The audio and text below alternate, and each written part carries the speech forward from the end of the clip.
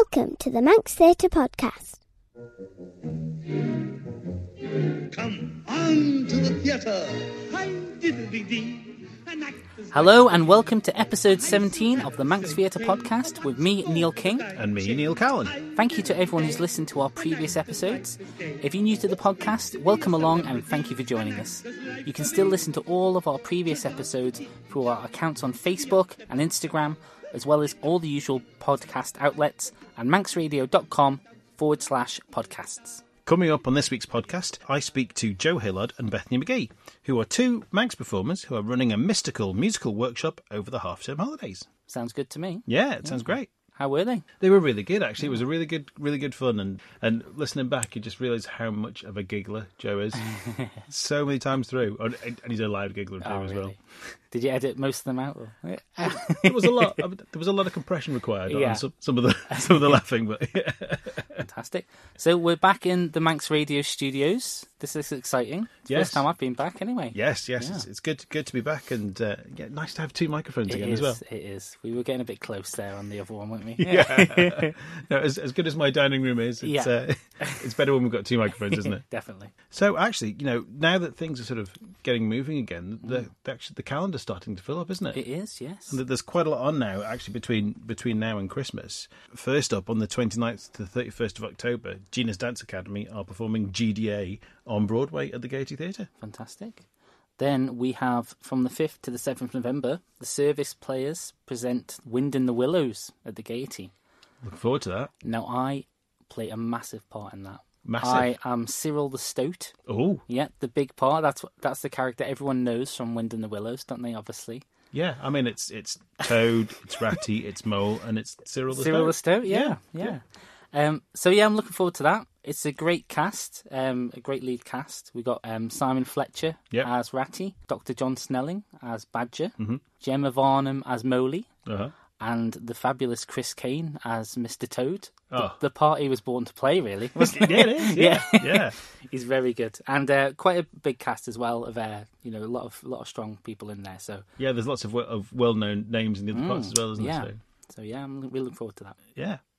So then coming up after that then, on the 19th to 21st of November, the Russian Players are presenting Death by Fatal Murder at the Arts Centre. Fantastic. Then on the 4th and the 5th of December, we have Move It. They're doing Move It to the Rescue at the Gaiety. 3 shows, isn't it? Friday, Saturday afternoon and Saturday evening. Yes. Then on the 5th, also on the 5th of December, running through to the 12th of December, the Peel Pantaloons out at the Peel Centenary Centre are doing their production of Goldilocks and the Three Bears. That should be good. I've got my ticket for that. Excellent. Then on the 6th of December, Taylorian Productions are presenting Sunday Night at the Villa. And there's quite a star-studded cast in there, isn't there, so far? Huge cast, isn't it? I mean, already they've announced Matt James, Jack Divers, Georgia Maddox, Damien Neal, Lisa Kreisky, Christine Sutcliffe, Lewis Kelly, Emily Coates, Mandy Griffin, Joe Hillard, Joey Wilde, Lorcan O'Mahony. And who was the big star of this production, though? Well, I might be appearing myself as well. Mr. Neil Callin. Hey. Fantastic. I'm looking forward to that. It's going to be a lot of fun. There's, a lot of really, really good people there, and me. Yeah. And Lorcan's going to give us some teasers as well from next year's School of Rock. So I'm looking forward to that. That's going to be fun. Fantastic. And actually looking at that list, there's only a few there that haven't actually been on the podcast. We've actually spoken to most people on that list already, haven't we? Yeah. So we'll have to get the people missing. There's only a couple, isn't there? Yeah. And then following on from that, we have the Panto.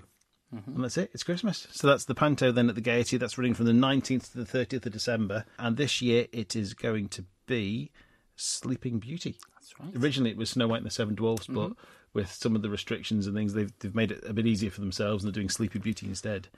And they've announced a couple of members of the cast so far. Yep. We've got Lisa Kreisky as Caraboss, which is kind of the Maleficent type role. Jack Divers is Joey the Jester, and Lewis Kelly as the Prince. Fantastic.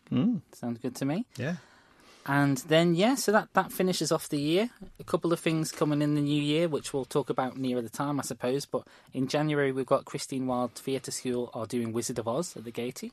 Then the DCU are doing Shrek the Musical in February. Fantastic, yeah. And in March, we've got the Festival of One-Act Plays at the Arts Centre, presented by Madfa. Yeah. So I'm looking forward to seeing Shrek. I know they've been doing some makeup courses and workshops recently. There's been some fantastic pictures coming up on Facebook and Instagram of It's amazing, isn't it? Jonathan Slight as Donkey looks fantastic, and I really must check to see who was playing Pinocchio because I couldn't tell with the makeup and the nose, the prosthetic nose that they've got on. It's Lewis Poultney. Lewis Poultney. Of course it is. Yes, Lewis Poultney. Yeah. You couldn't tell from the pictures. He said it's very uncomfortable, but it looks great, doesn't it? It does look great. Does, yeah, we have to suffer for one's art. We do. Well, he does anyway. He does. Yeah. Not us anymore. Yeah, exactly. Right then. So it looks like it's a bit of a jam-packed few months coming up, isn't it? Yeah, and lots to look forward to. Great, isn't it? Right then. So shall we have a listen to my interview with Joe and Beth? Let's do it. Great. Well then, here we go. This is my interview then with Joe Hillard and Bethany Magee. I'm joined on the podcast today by Joe Hillard and Bethany Magee, who are two Manx-born performers who have come back to the island during lockdown. Oh, actually, you haven't come back to them because you're already here, aren't you, as a teacher? Yes. But you are setting up some mystical musical workshops over the Halloween half-term. Yes, we are.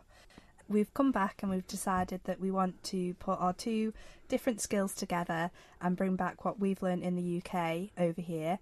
And we're going to be doing lots of different workshops over the coming months. Yeah, it was because I kind of previously, whenever I've been home, I've tried to kind of put on a workshop for a massive kind of range of ages. I've kind of like helped out at stage one and trying to just do as much as I can in the short periods I get home for, doing kind of musical theatre or dance or singing or kind of whatever I can try and pass on. And Beth, obviously, whilst training in theatre and then directing, etc., has done a lot in her past with like teaching and childcare and whatever else, and now is working as a teacher.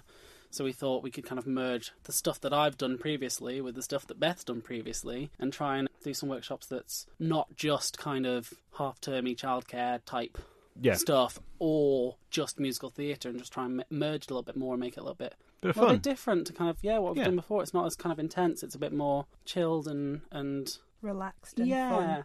Yeah. So this is for year 2 to year 4 children then as well. Yes. So that's age Go on, Beth. You're good at that one. 6 to 10?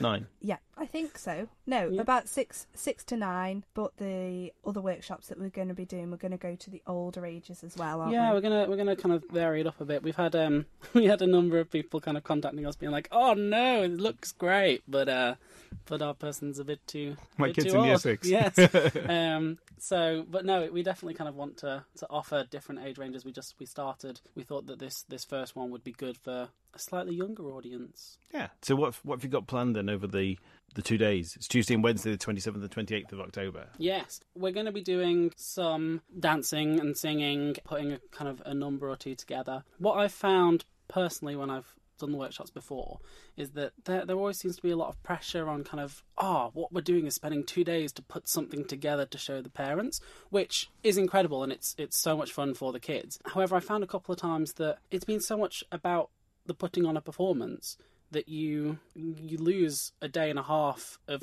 workshopping and having fun and doing things. Yeah, you lose the fun out of it, yeah. To kind of drilling them to kind of get it right, yeah. Which inevitably doesn't tend to happen when they've had 2 days and something kind of will go wrong, and it's good fun. But we thought that we could try and kind of remove the aspect of drilling these kids to perform for their parents, and kind of fill the 2 days with activities and fun while still doing singing and dancing and learning and putting stuff together. We could do more kind of creative, fun games and whatnot. Yeah, just kind of removing the pressure part from it and just enjoying 2 days together. And I suppose there's more games and things like that you can put into it then that helps them sort of learn the skills and things like that without actually sort of going, okay, well, we've got like 2 hours to learn this number and everyone needs to learn the song and the dance routine that goes with it because we're going to perform it on Friday. Yeah, that's another thing as well. They'll kind of go home then at night and spend the night kind of drilling these lines into their heads. And I did one workshop previously where we kind of removed that performance at the end of the week, and it just kind of left a bit more freedom to kind of do those games and stuff that they still get everything they need out of it. If they're coming for the practice in theatre or whatever they're coming for, they kind of still get just as much, if not potentially more, because we can vary it up, we can do different things. And we're aiming to do 1 or 2 songs on the last day anyway for the parents, so they still get to see something, but it's not a whole we haven't removed it performance. completely. So we've got bit of both, best of both worlds, really. There, you're just not doing an hour and a half show. No, it's not. It's not just focusing on that. It's we're going to show the parents kind of what we've worked on, but without it being 2 days of preparing just for that. Yes. Yeah. Good, great. So these workshops then, they're going to be done at the Manx Operatic Society's rehearsal rooms at the end of Finch Road. Yes. That's where we started doing all of our shows, really. It's where we met. So, yeah, it's where we met. So it's quite nice to go back there. It's a brilliant space, and I don't think it's utilised enough, so it's really nice that we can get in there, support the Manx Ops as well. Obviously, with everything that's happened with them, with COVID and their shows and things like that, it's nice to support them. And yes, it's a lovely space, and it's close to town for the parents as well. So yeah, it is. It's a great space, and the thing that I like, because I've spent a lot of time down there myself over the years, is that I love. It's also where we met. It is where we met. Yeah, it's where we all met. Yeah, I like the way that when they built sort of that main room, is that they've actually built it to the dimensions of the Gaiety stage. Which when you're rehearsing in there and then you're transferring that show to the stage, there's very little that you actually have to do other than allowing for set. Yes, yeah. You don't really have to make things bigger or things smaller, because you've had a room that's like twice the size of the Gaiety stage. So yeah, it's a really handy little space down there. Oh no, definitely. That can always be a nightmare when you're rehearsing somewhere and then you move into the space and it's just totally different. Yeah. And it kind of throws everything off, and you just spend days reworking the entire show. But no, it is a great space. And also they have, as well as the actual rehearsal room, they have like the breakout space. Yeah. Like it's a really good space to hold something like this, because you have the different facilities there to kind of really accommodate it. When we were thinking about it and things, we were looking at schools and things like that, and everywhere else we were looking for didn't really have like a relaxing space for the children for break times and lunch times where they can chill out and play and things like that. So we thought it was a really good space for having a working area and like a chill out play area. I guess you've got like the main room for like doing your sort of your singy dancey whatever you're doing, and then you could use the social room then for the crafty stuff and the breakout stuff. Yeah, there's so many great venues on the island for stuff like this. But we were kind of like working through, going, oh, where would be good, and then it just kind of sprung into our heads, and we were like, that's perfect. So we contacted the ops, and they got back to us the same day with of course you can use it. So now it's perfect for what we have planned. So now you mentioned that's where we met. That's where you met. What got you started then? What first got you into joining the Manx Operatic? So for me, I did shows and singing, but only at school and things like that. And then Dean said, oh, I'm going to audition for Titanic. Do you fancy it? And I was like, go on then. I'll have an audition. And then that's just how it started, really. It was Dean that instigated it. I went down, had a go, and loved it, and then that was ever since. And when we were in Titanic, we didn't really get on, did we, Joe? They didn't like me very much. Yeah, we didn't get on. You were up there in your crow's nest, lording it over us all. But we soon became really good friends after that. When we we did a show at school after Titanic. We did a show called Beats at school, Beats and Pulse, and we made friends there. Yeah, and been inseparable since. Was that Ballacamino or St Inians? Ballacamino. What about you, Joe? It was the Christmas show at school, and at primary school, they probably still do it the same now, where they kind of put on a show and like the year sixers play like the leads in the show, and every other age group or class will do like a number or something kind of as part of it. Yeah. And our class was doing One Vision by Queen, and I got chosen to be Freddie. I made my own t-shirt and chopped off the arms and used glitter pens and stuff. Yeah, I drew it on. It was fantastic. And there's definitely videos out there that none of you are ever seeing. And I'm sure if we look hard enough on Facebook, it's probably there somewhere. And or will be later. Yeah, I went to Balakotia, and one of the parents, Dawn Wilders, came to see the show, and I went to Parkhouse Nursery at the time, which she kind of co-managed with Jane Sabakis. And I got called into the kitchen because I went to Parkhouse after school, and Jane called me into like the office to talk to me, and I was like, oh God, what have I done? And she'd said that Dawn had seen me doing Freddie Mercury, and that the ops were looking to do Scrooge the next Christmas. Oh yeah. They were currently rehearsing Jesus Christ Superstar, and she was like, do you want to come down and watch one of the rehearsals? So I went down with Jane to watch one of the rehearsals and loved it. So I went then to audition for for Scrooge, and then did Scrooge for my first show with the Ops. That must be about 2005, 6, something like that, yeah? It was 2000, Christmas 2005. And then I was too young to do any shows with them after that, until I was 30, until Titanic came around. And as soon as I was old, I did a couple of the pantos with Dreamstar in between, and as soon as I was old enough to kind of get back to the Ops, I was there. Yeah, that was it then. That was the bug had bitten, and you were in. Yeah. So Freddie Mercury then, is that what you'd class then as your first ever role, is it? Yeah, that would probably be my first role. What a good first role that is, Freddie Mercury.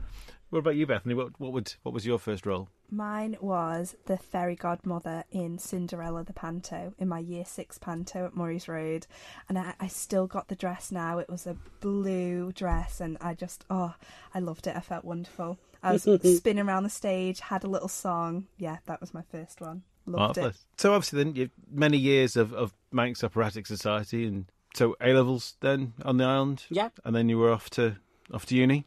Yeah, drama school. Yeah, drama school. So you went to Arts Ed, was it? Yeah. Yes, in 2013, I think it was. Went off to do 3 years at Arts Ed in Chiswick, which was incredible. And Beth went off to Huddersfield to begin with, didn't you? Yeah, so I tried to get into drama school for a couple of years.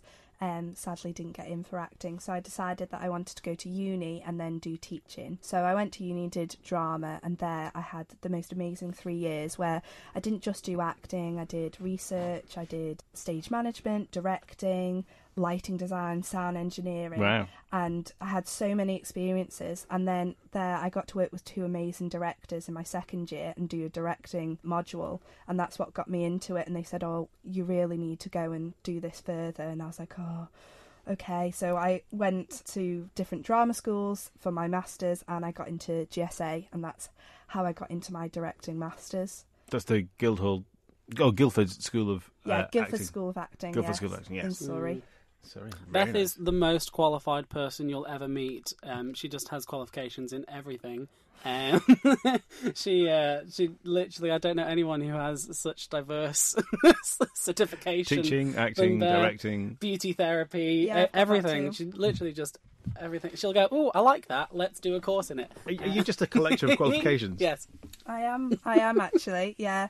No, with my directing, I did want to pursue that professionally, but for me, I found that my personality wasn't for the industry, so I made that decision at the end of my course. It was an incredible course. I had so many amazing experiences with professional actors and directors and things like that, but I made the decision that for me, the industry wasn't for me. So no, it's not for everyone. It's a tricky. I was fortunate enough to get to see some of the productions that Beth directed or assisted on, and they were brilliant. She's incredible at what she does, and I had the pleasure of getting to sit with her while she wrote her dissertation and everything else, and the amount of work and stuff that she does for these is just insane. But no, it is a tricky industry, whichever kind of path into it you're taking. It is a weird one, and it's not. Yeah, it was really hard to actually make that decision to not go into it. And it was really hard for me to tell people, especially on the Isle of Man, they expect you to go away and go to drama school and do this, that and the other. And I was really worried about it. But actually, it's the best decision for me because I always wanted to be a teacher, but I got to do my drama school dream. And now I've been trained professionally in directing and I'm doing teaching, and I can do both now and love both of them. So I'm really happy, actually. Be the best produced school stage plays ever. I know the pressure. Well, hopefully then we'll now that you're back, we'll get to see you directing a few productions here on the island. Hopefully, that's the aim. Hopefully, yeah. I want to put some things on myself as well. Yeah. In the future, just get settled back into the Isle of Man life and into the theatre world and things like that, and then hopefully in the coming years do a bit of my own stuff as well. That's the goal. Excellent. Yeah, we were speaking a couple of years ago about putting one on, weren't we? Well, you putting one on, but you asked me to be a part of it. Be best friends with the director. You'll get cast in everything. It's great, isn't it? But no, again, there's, like we were saying, in like rehearsal spaces and stuff, just there's so many spaces over here and venues and stuff that are kind of underused at the moment that give you so many possibilities to do really fun, interesting, creative stuff. Like, we're so fortunate to have the Gaiety over here, and like we don't realise it, or we take it for granted until we go across. Yeah. Everyone's always like, "Oh, you're so lucky," and you're like, "Yeah, whatever. You're just growing up there." And then you go across and you meet people, and the like amateur dramatics and stuff from their areas. They do it in a school hall or a town hall or something. And we've got this 800-seater Frank Matcham Victorian theatre that we just get as a playground. It's incredible. There's no words for it. Yeah, I mean, I've spoken with Damien and Michelle and Chloe on previous podcasts, and they said, the people that you meet at drama school, some of them, yes, are fortunate enough they've been involved in like the National Youth Theatre and things like that, but then other people are literally in their little church hall production, and that's all they've ever known until they got through drama school, and here we are with this amazing theatre, and it's exactly, like you do your first jobs and stuff, and you step onto stages, and like you're 21 or so at this point, and there's people kind of stepping on the stage being like, "Oh my god, this is like magical," and you're like, "Oh yeah," and like because we've just grown up with it here. So blasé about it. Yeah, and then you kind of relive it through their eyes, like, "Oh my god, yeah, this is amazing." We've just had the luxury of having it at our fingertips. So are you both involved with productions at the moment, or is it just Bethany? Just me. Just Bethany. So you're involved then with the upcoming production then of Shrek with the Douglas Corps Union. I am. I'm a three little piggy. You're a three. Oh, one of the three little. Yeah, I'm one of the three little pigs. Great. Yeah, so how's rehearsals going with that at the moment? Really well. So we had our first rehearsal with Perry via Zoom. Oh, right. On Thursday. So we've just started doing the choreography for it. Previously, we've just been doing the songs and doing a little bit of work on the beginning. But it's going really, really well. Lovely cast. A big cast. But everyone's lovely. And it's such good fun. And it's a full Manx production team as well, isn't it? Yes, it is. So we've got David Dawson directing, we've got Liz Dixon as the musical director as well, and obviously Perry is, when he's here, he can be, but obviously he's still in London at the moment, so he's zooming in with the choreography, which must be interesting as well. And we've got Julia Bratty, who's helping Perry. Yeah. She's the dance captain. So she's amazing though, isn't she? Yeah, she's really helping us out, because the Zoom is amazing, but it's hard to think, oh, what's happening up there, and bringing it back to us, so she's doing an incredible job as well. Yeah. But it's kind of exciting, like the Zoom and stuff, because it's like obviously COVID's a nightmare for everybody around the world, and we're very fortunate here with the situation we have right now. But it's forcing everyone to find ways to be creative, like find like different ways around it, like the situation with obviously Perry's having to teach you over Zoom, but people are just finding any way that they can to still. Life finds a way, doesn't it? And there are probably things that are happening now that probably wouldn't have happened had COVID not been around. No. People wouldn't be back in the island and meeting up for a coffee and thinking, hey, why don't we do this? This sounds like a good idea. And like Chloe and Michelle. Yeah. And like, it's... I was back on the island for only a short amount of time once I finally got back over here. And literally within like the first month of me being back, there was Calendar Girls was on. I went to see Stephanie Gray doing a one-woman show down in Laxey that I went and helped do tickets and stuff for Chloe and Michelle's show down at Castle Rushen, and I was like, people are just finding ways to be creative, and it's amazing, because obviously everything was shut down and stopped, but you can't really you can't stop people who want to be creative. No, not at all. And not find any way possible to do it.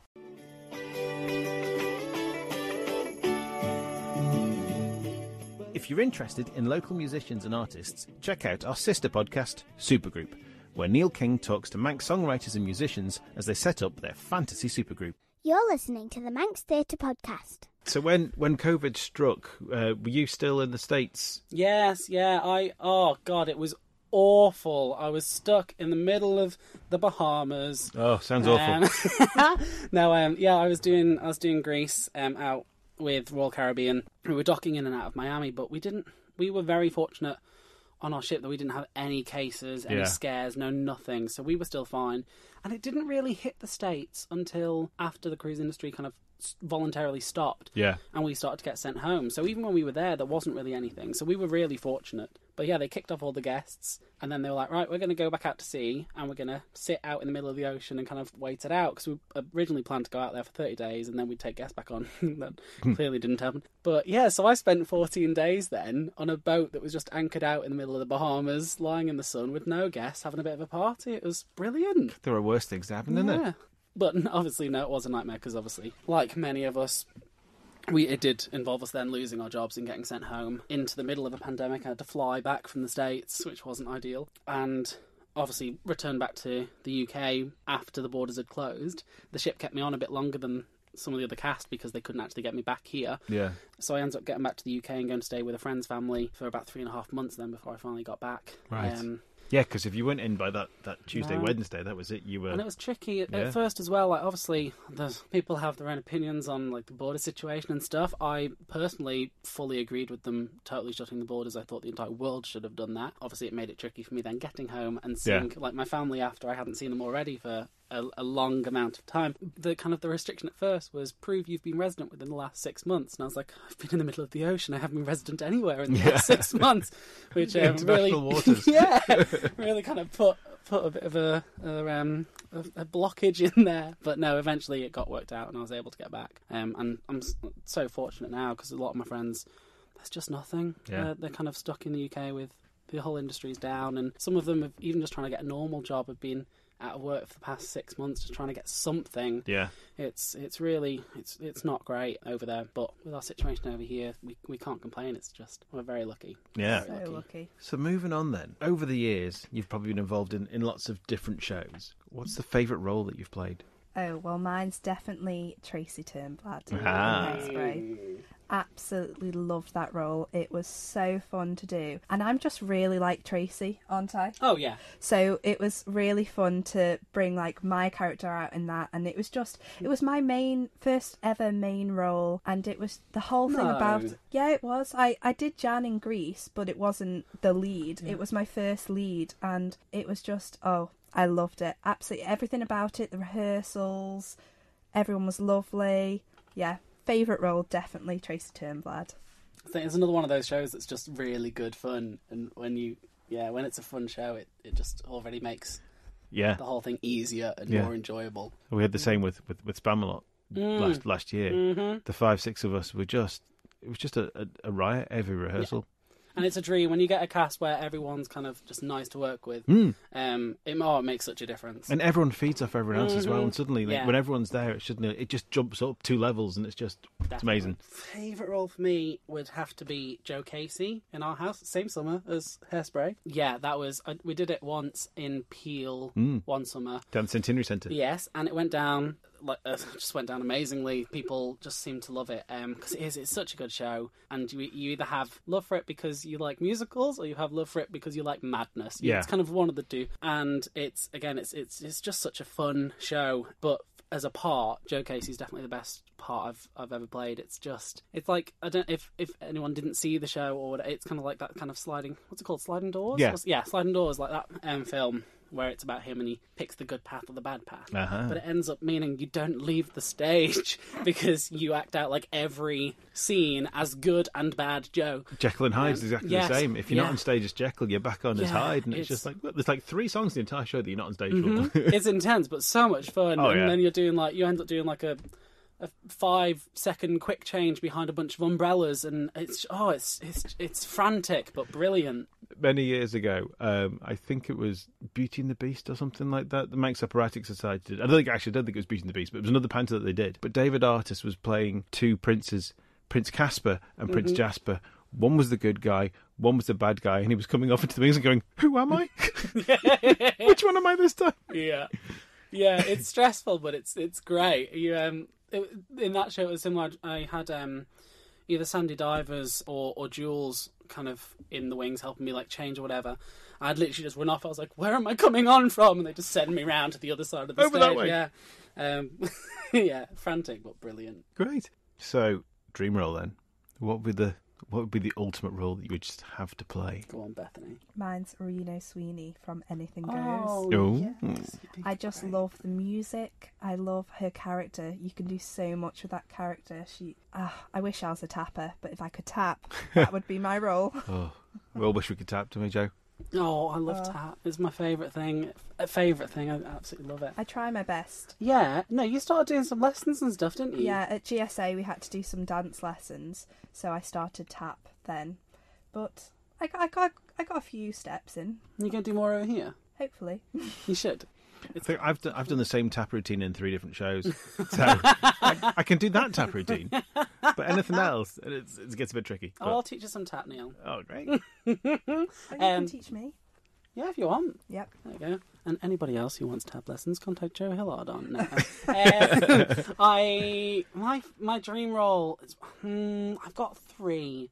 I do have 3, and I'm not allowed 3. Go on then. No, you go for it. What's on the bucket list? Okay, my 3 would be Elder Cunningham in the Book of Mormon, Evan Hansen in Dear Evan Hansen, and Guy in Once. Ooh.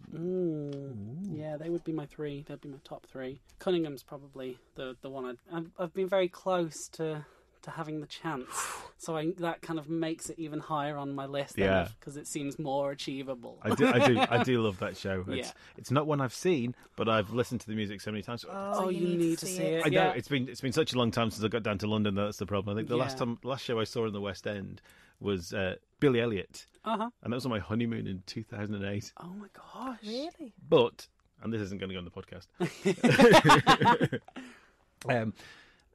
The night that we were there was the first night of a brand new Billy, and we were sat front row of the dress circle. We'd been given some fantastic tickets by a good friend of ours as a wedding present, and we were sat next to his family.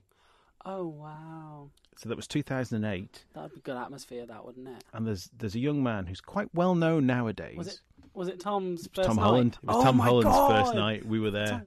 It was just like Beth's looking like, who's that? You know Tom Holland, Spider-Man. No. You don't? Oh my god! Have you seen The Impossible, the tsunami film? Oh yes. Yes, Yeah. one of the young boys in that. So Okay. he ended up being Spider-Man and in all the Marvel films and the Avengers films and stuff. He's also the voice of the lead guy in Onward, if you've seen the new Disney Onward film. Okay. That's very good. We watched that yes, it's last very good. But he started off as Billy in the West End. Oh wow. Well, he played both. He played Michael first. yes, he was And then on he played stage Billy. Michael. Yeah, Yeah. I can't believe you haven't seen something in London for that long. I know. Have you not been down there, or I've just got haven't had kids. a chance? Yeah, that's a good point. Kids. So Very it's, good point. Yeah. You need to see Come From Away. Yes, Everyone I needs to do. see Come I From do. Away. Have I you seen do. Come From I Away? need to see it. Yeah, everyone needs to see Come From Away. Yeah. Obviously not right now because No. it's not happening. But there's that whole Islander thing as well. I think has a big strong link in there as well. Oh, I was watching it going, this would be the perfect show to come to the Isle of Man. Plus, also, we've got a good strong link with it as well because Tara Wilkinson or Tara Yes. Overfield Wilkinson, as she is these days. Yeah. She's obviously got strong links with the DCU for several years, and she was the associate director on that show. I think we should talk to her and see if we should put on a production over here whilst everything else is shut off. We need to sort something, don't we? Yeah. Yeah. Okay. Which part were you born to play? Now, this can be the part that is most like you as you are, or the part that you think you could just go, I could just step into that role and play it tomorrow. Go on, Beth. See, I'm going to repeat myself here. Tracy. Yeah. Tracy. That was my dream role, and it still is. I still absolutely love her, and yeah, that's the one I would definitely. I'd do any day of the week if someone said, "Oh, can we put Hairspray on tomorrow?" Oh, absolutely yes. Still no all. Well, maybe.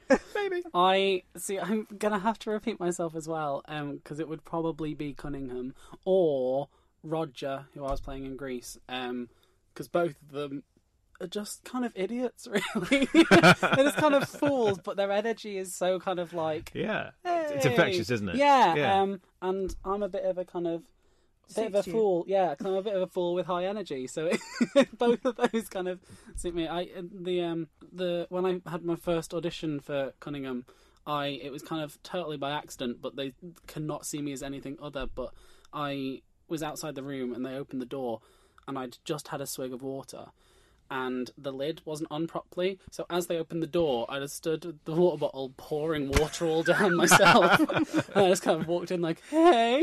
And then my next audition, I went in and I opened up my rep folder and my passport fell on the floor. And they're like, are you going somewhere? Like, what is this? And then in the finals for it, I just out of nowhere decided, because he's like, it was doing Man Up, and it's like a rock ballad, and he is really just in it. And I just thought, oh, screw it, I'm going to try and rip my shirt open. And I wasn't strong enough. So I was like, I started pulling on it, and the buttons just wouldn't pop. I just kind of ended up just stopping. But it just was accidentally very Cunningham. Yeah. So yeah, I'm probably most like him, which is probably not a good thing to say. But it worked. I mean, they kept seeing me for it, so... One step closer. Yeah. Maybe when it comes back again, then it's yours. Yeah. You're listening to the Manx Theatre Podcast with Neil King and Neil Callin. So over all these shows then, there's always been, there's a lot of costumes. And, for every show where there are amazing costumes, there are shows where the costumes aren't, the budget isn't quite as generous. So what have been the best and worst costumes that you've had to wear over the years? So my worst costume was in Little Shop of Horrors, but not the one we did at the Gaiety. We did it at Balcomune. And I had this one coat for downtown, and in downtown we would put our arms up, and I didn't realise at the time, and I went to put my arm up, and I'd actually put it in the wrong hole because there was a hole in my lining. Yeah. So when I went up, my hand didn't come out of the end. It was just a stump. So that definitely has to be my worst costume. But it's also my favourite because it makes me laugh every time I think about it. And I think my favourite costume was in Anything Goes. I sang a little part at the start and I had this beautiful sequin blue dress which was ombre. Oh, it was absolutely magical. That's my favourite one. Excellent. You know what, you've just changed my mind on what my favourite one was as well. Do you have a little blue sequin number as well? Yeah, that's exactly what it was. No, I was going to say my favourite was when I played Larry Hastings in Bells Are Ringing, and he's like a producer, and I had a suit. And I got to go up into the costume cupboard with costume designer. Yeah. Wardrobe? The wardrobe. Yeah. I went, with the wardrobe team. And we were trying different stuff on. And they were like, is there anything you like the look of? Anything you want to try? And I was like, that suit right there. And we put it on and I just loved it. I'm not a suit wearer. I don't like wearing smart clothes. And I just loved it. But there was a suit in Anything Goes that I wore. And similarly, I've got a picture of was it? Yes, no, it was Anything Goes. When we all had our suitcases, and I've got a picture of it from when we did it, and every time I look at it, I'm like, that suit is just. I wish I could get that suit now, or it would still fit me, because that would be. I just love it. The worst costume I've ever worn is one that I was wearing recently on the ship. There was alongside Grease, which is the main show. They do like some smaller production shows. Yeah. And one of them is called Once Upon a Time, which is kind of a combination of retelling of fairy tales through pop music, and there was a song that we did and we all came out in really weird generic princessy type outfits, and the person who originated my role was of a different ethnicity than me, and it was, I think, very much designed for him. That hasn't carried very well then when it comes to me wearing the outfit. It looks like some kind of weird cultural appropriation that's Little Manx white boy. Yeah, it's not a good look. And I walk out on stage every night going, this is not made for me, and I feel so uncomfortable wearing it. That was definitely the worst. Yeah. The worst costume I'd had to wear. Okay, now the next one we've got here is probably one of our trickier questions. Mainly tricky because of the fact that it's not to go cliche and go, that's the part that everyone chooses, so I'm not. But it's our gender sub question. So, which role would you most like to play of the opposite gender? See, I've got two, and mine are both really cliche. Sorry. Cliché's okay. One is Jean Valjean from Les Mis. Just incredible role. Love him. And one is Phantom. Oh. Yeah, I love Phantom, and I love him. I know. And Phantom or Jean Valjean or Jamie from Everyone's Talking About Jamie. They're my three, really. I would probably be Beverly Bass from Come From Away. No. Just that show in general, I would just kill to be in it. And if I was swapping genders, then that is the part that I would love to do. Her song "Me in the Sky" is just Rachel Tucker singing that song is just something else. She's the pilot, isn't she? Yes, yeah. The first female American pilot. And obviously it's a true story, so it's actually Beverly Bass is that person. But it's a great pop. It's not like a lead part or anything because it's such an ensemble led show. Yeah, it's a great show, a good part, and she has a fantastic song. It's a one act, hour and a half show, job done in the pub before 9. Yes, everyone needs to see it because it is just something else. Yeah, I am heartless, and I've cried every time I've watched that show. I saw it 4 times in the space of a month. It's incredible. Okay. And one question I like to ask as well sometimes, and this isn't on your list, Neil. You're throwing something out there. I know. Gosh. But, I like to ask this of our younger interviewees. It's what new shows have you got that you're listening to at the moment? Oh gosh. What's your recent discovery that you just need to tell everyone about? Oh, see, this is unfair. I've been out in the middle of nowhere for the past year with no internet. So I would advise, it's probably been spoken about a lot, but I would advise everybody to listen to or watch when they eventually can come from away, because it's just fantastic. It's not really a new show, but it's a show that not many people... Well, people do know about it, but I think London Road... See, I don't know that one. Oh, Neil. So I assisted that at GSA for the third years. It's fantastic. The third year actors, and it's a verbatim musical, so it's all based on real life events, and it's the way that it's produced is that you listen to recordings of the actual people and then you perform it on stage. Sometimes you have it with it in your ear as you're speaking. You speak as you hear it. Wow. So it's not rehearsed. You just copy it as you're hearing it. Whereas we did it a little bit differently. We used the recordings in the rehearsals, but on stage it was just them bringing it to life. And all of the music within that is from actual recordings. Wow. And then they came along and they created the score from the recordings. So when you listen to it, you listen to the recordings, it's amazing to hear how they've changed the speech pattern into an actual song. It's an incredible show. It's got incredible music and it's just amazing. So yeah, that's one I would say definitely. It's so clever. It's just so clever and well put together. The whole show, it was one of my favourites. I loved assisting on that. They have made a film of it with Olivia Colman and Tom Hardy. Oh. Yes, like before she was Yeah. Oscar-winning. Right. Olivia, still the national treasure, Olivia Colman, but before her Oscar-winning, it's a good film. Watch the film. Do you know, this is exactly the reason why I asked this question, because it's a way of finding new stuff that I've not heard of before that I get to listen to. So that's brilliant. Right, you mentioned a little bit earlier on that you've got some plans for some other workshops. Yes.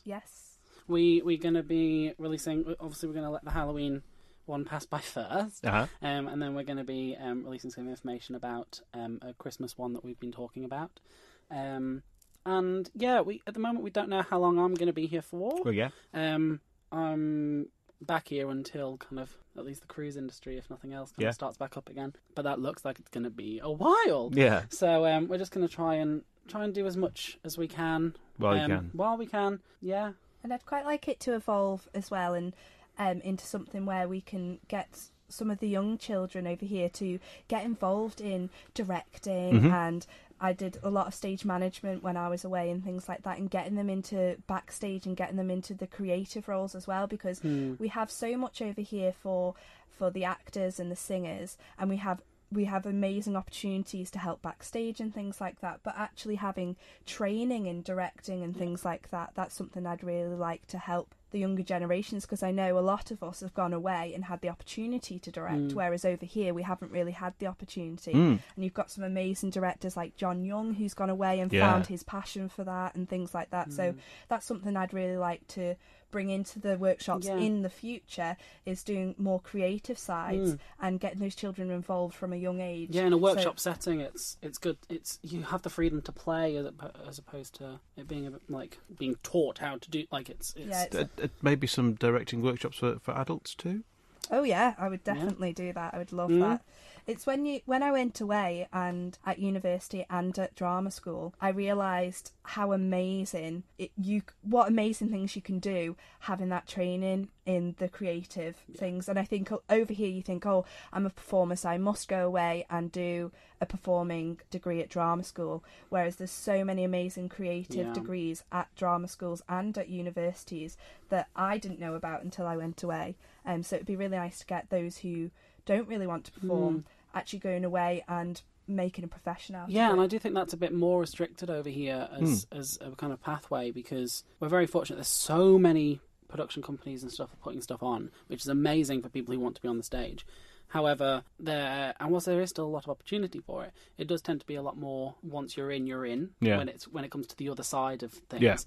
So no, definitely kind of opening up to getting people to just experience and try different things. I know a lot of people, myself included, that whenever you're setting a new show, you always have 100 different ideas and think, I would love to have a go at directing, but then you're going to go, I don't really know where to start. No, definitely. And we're not kind of just held off to kind of kids or anything. Like I personally would love to do. I did a couple of years ago. I did an improvisation workshop with a bunch of youngsters, and they were absolutely brilliant at it.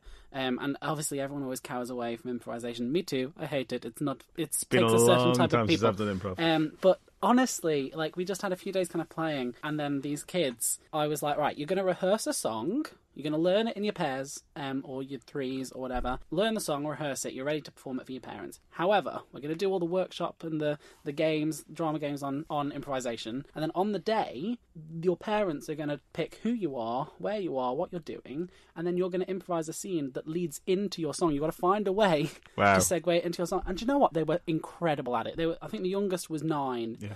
And they were just brilliant. I mean, it's good. Kids are very good at kind of at that kind of thing. We kind of grow up. When we grow up, we kind of forget how to play, don't we? Yeah, and I'd love to kind of then do that kind of workshop again, but for adults even, and like some dance workshops, some audition tech workshops, some tap workshops for you, Neil. Yeah. No, it's not just kind of restricted to kids. We've got between us a lot of ideas and different kind of pathways that we'd love to try and embrace and kind of share with everybody over here. Yeah, because when I was at drama school, I did a lot of voice work as well as actor training, so I'd like to do a bit of that as well to help actors with their voice work and things like that. And also with the directing, it's less about, oh, this is how you direct, and more about techniques that I'd learnt away that help me with my directing as well. And there's lots that you learn that you go, okay, I'll take a little bit of that for my directing, I'll take a little bit of that. But also, when I was there, we had to do an acting module because, as they say, to be a director, you need to understand the actors and the actors' work. So that's what I'd like to bring into our hopeful.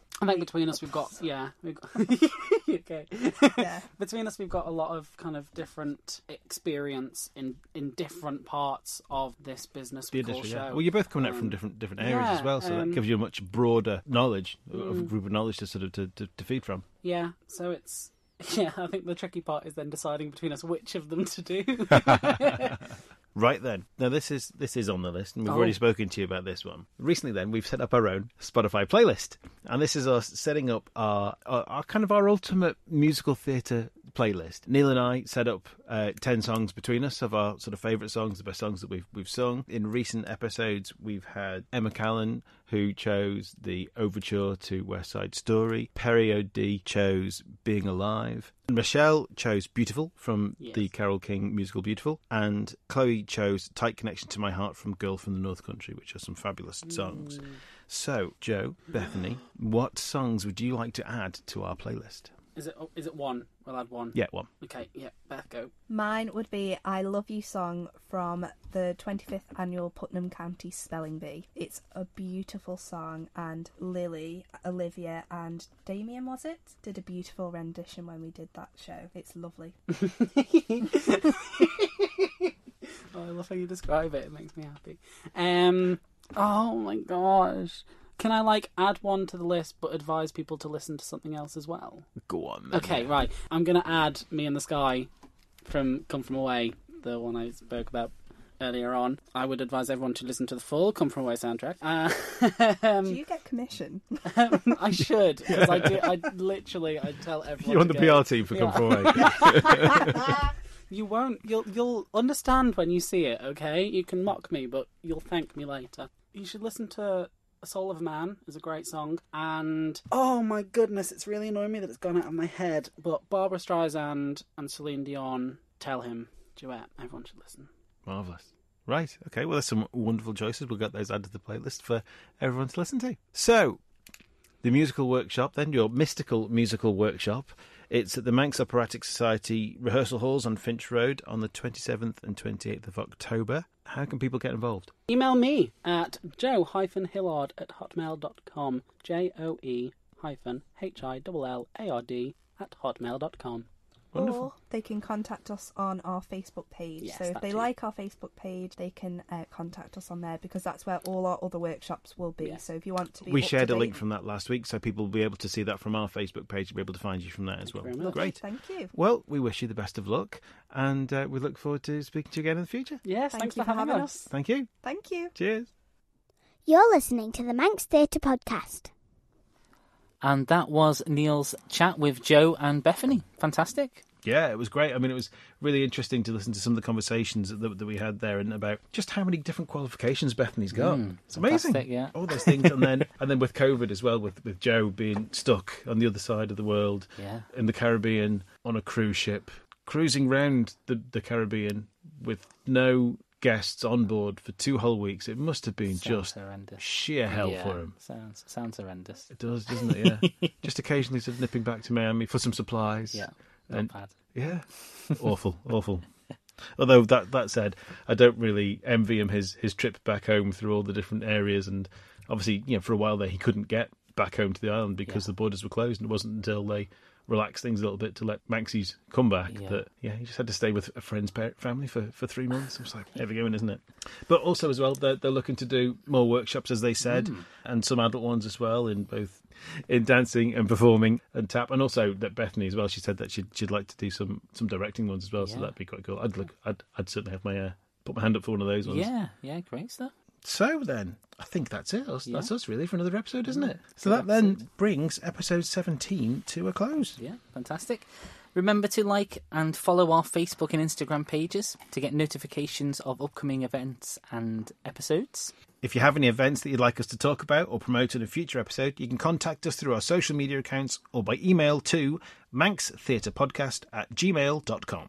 All that remains is for us to say thank you for listening, and we hope you join us again next time on the Manx Theatre Podcast. I've been Neil Callin. And I've been Neil King. Goodbye. Bye-bye. The Manx Theatre Podcast, taking a look behind the scenes of Manx Theatre. And actors alive for me.